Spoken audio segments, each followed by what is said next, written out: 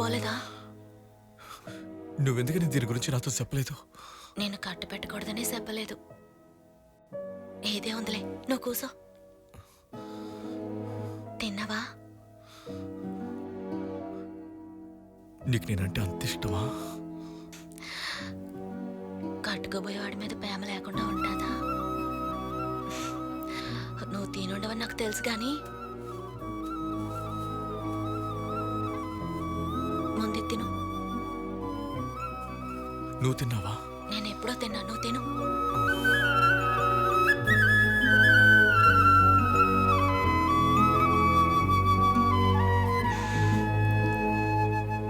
Time అయిపోయింది. 8 గంటలకు వచ్చి చూడండి.